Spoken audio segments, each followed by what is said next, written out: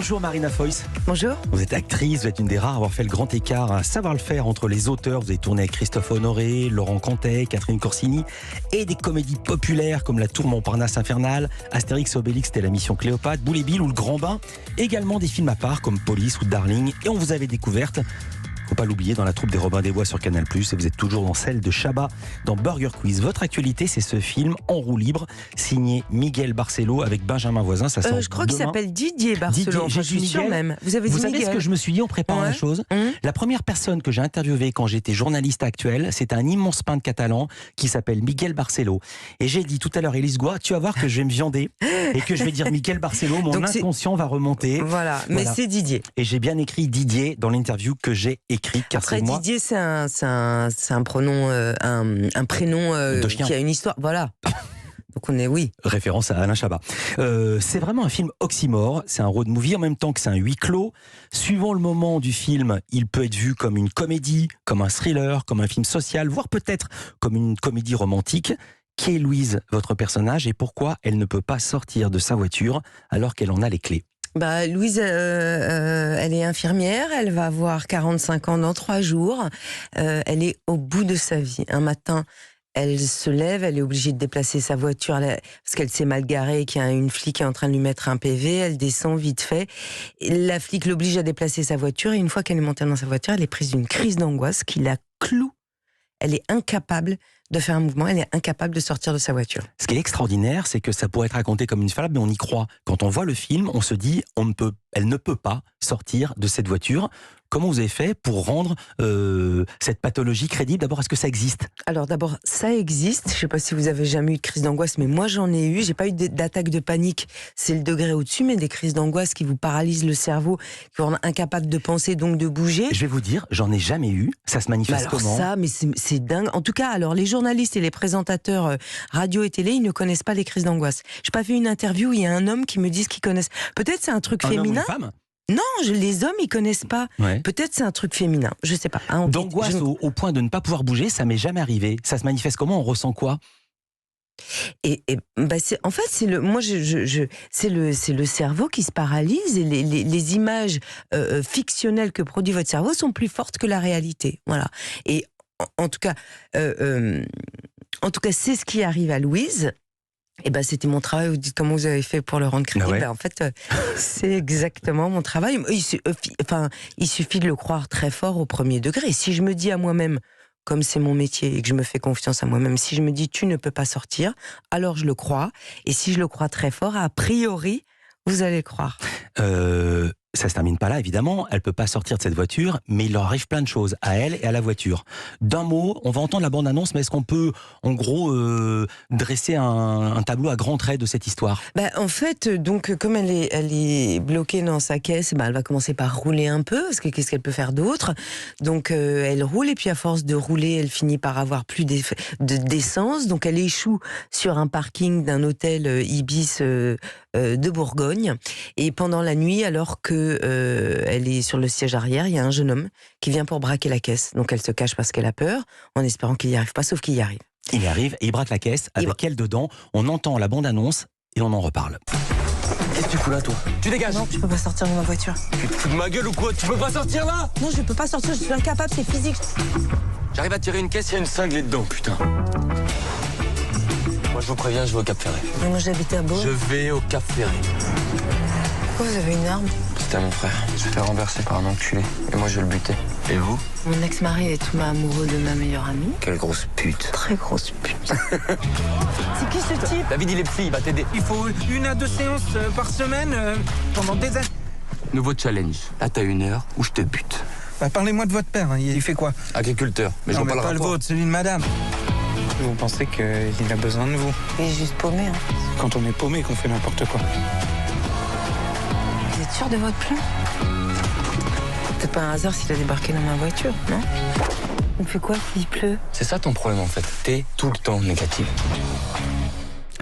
C'est le premier film de Didier Barcelo, je me trompe pas sur le prénom cette fois-ci. Pourquoi vous avez dit oui? Qu'est-ce qui vous a séduite dans cette histoire?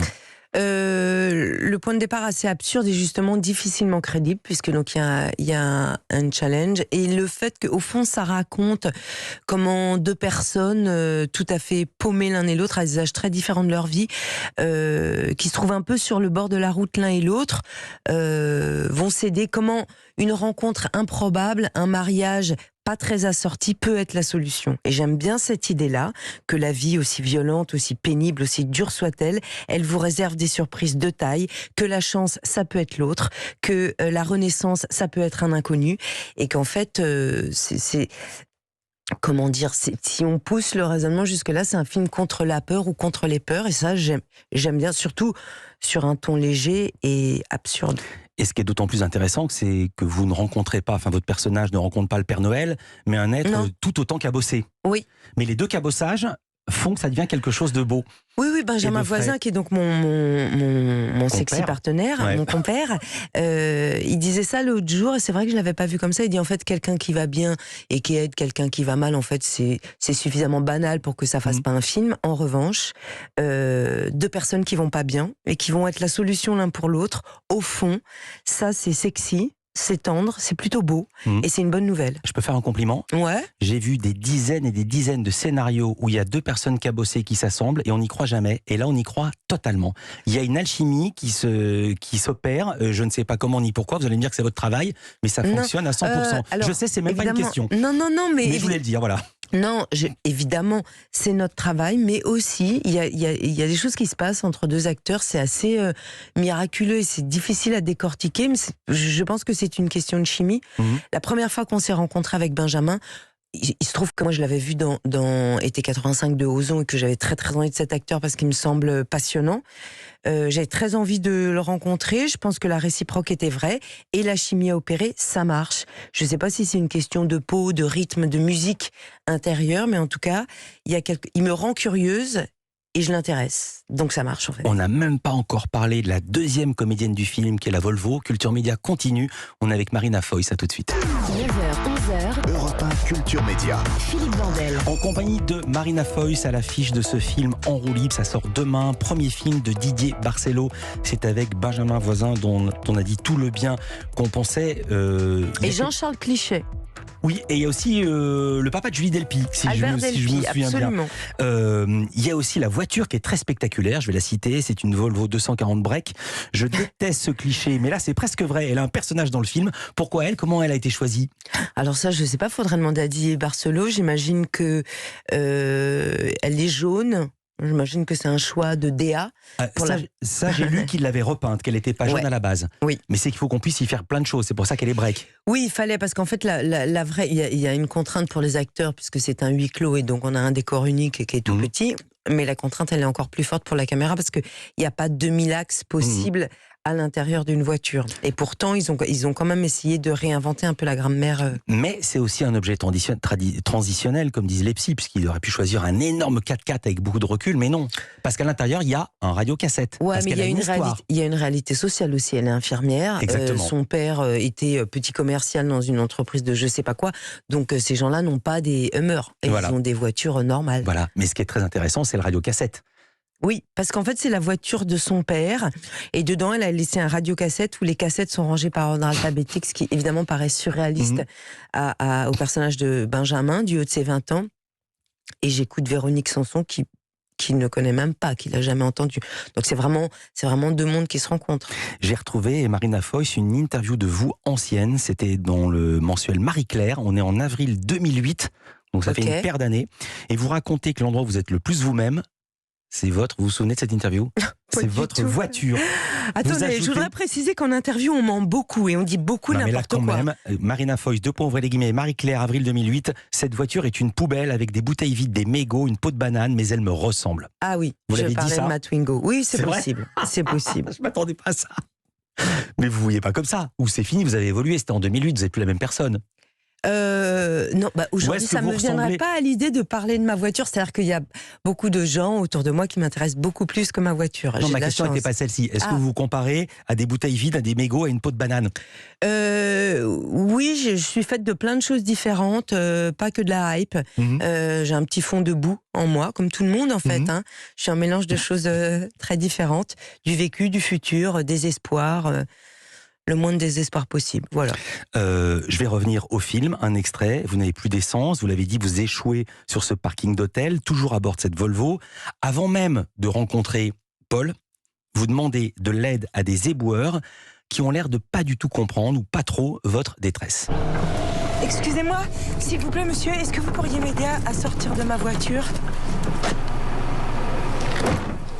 Ça va pas, madame?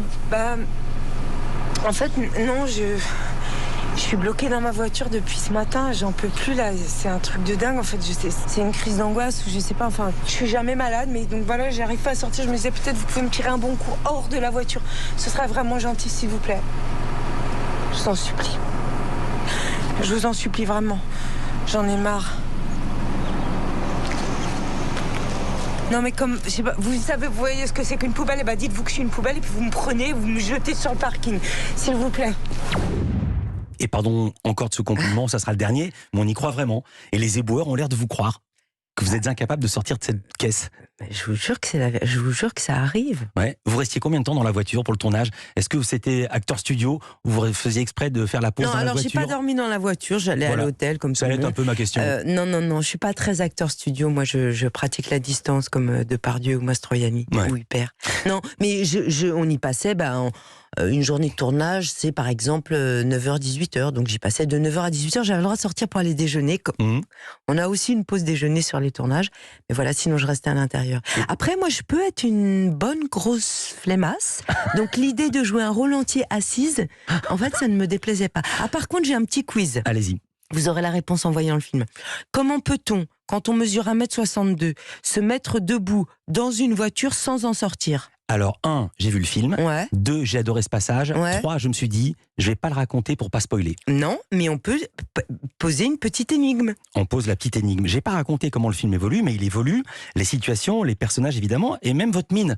Alors que vous êtes toujours habillé pareil. On a l'impression que vous vous détendez au fur et à mesure du film. Ou est-ce que c'est une impression? Non, absolument, c'est l'histoire de quelqu'un qui s'ouvre et qui s'abandonne à cette rencontre-là. Je pense qu'il y a un travail de maquillage et un travail de lumière qui fait que le visage se dédurcit. Je pense qu'au fur et à mesure, la maquilleuse a caché les cernes, Ouais. peut-être a mis du rose sur les joues, très technique. En fait, c'est comme ça que l'évolution elle se raconte. Et puis dans le jeu, en fait, je pense qu'il me remet de la lumière un peu dans les yeux, le gosse.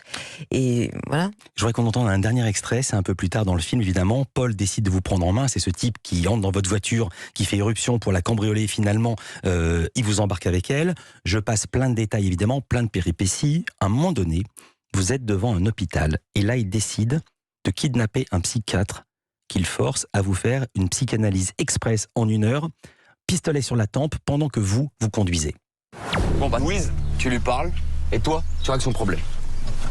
J'ai aucune envie de parler avec ce type. Non mais oui, madame a raison. Un psy, ça se choisit, c'est une relation de confiance. Ta gueule, tu fermes ta gueule et tu lui parles. Non mais attendez, je comprends pas là, vous voulez quoi? Et moi je veux rien, moi je demande rien, c'est elle veut sortir de la voiture. Et elle peut pas, elle y arrive pas. Pourquoi? Parce qu'elle est bloquée. Parce que tout le monde s'en branle d'elle. Son ex, il s'en fout, son fils il est à l'autre bout du monde, son père il est à l'ouest, sa mère elle est morte, c'est une catastrophe sa vie. Ouais, et lui, il va aller au Cap Ferret pour tuer le type qui habitait son frère. Non, je vous demande de me laisser descendre. David, fais pas de conneries putain. Calme-toi. On va te laisser descendre, mais d'abord tu la débloques. Il a débloqué de quoi? T'es bouché du cul ou quoi? Blocage, transpiration, dépression. Regarde là, elle transpire comme un veau. Les yeux, angoisse. Ça va pas, ça fait 3 jours comme ça, hein. Ouais, c'est vrai, ça fait 3 jours. Voilà, alors là, tu lui demandes des trucs sur l'enfance. Vas-y. Un tonton, peut-être un repas de famille, qui l'a caressé un peu, et paf, ça remonte à la surface comme par hasard Non maintenant. mais attendez, c'est n'importe quoi là. J'en sais rien, c'est ton métier, pas le mien. Oui, non mais Démerde-toi, attendez, c'est merde. pas si simple que ça non plus. C'est un vrai psy? Non, c'est Jean-Charles Cliché, qui est un grand acteur que vous avez vu chez Honoré, Guéraudy. Mec formidable, très Voilà. drôle. Et très très bon, même un revolver sur la tempe. Culture Média continue à parler de musique avec Marina Foïs. À tout de suite. Philippe Vandel sur Europe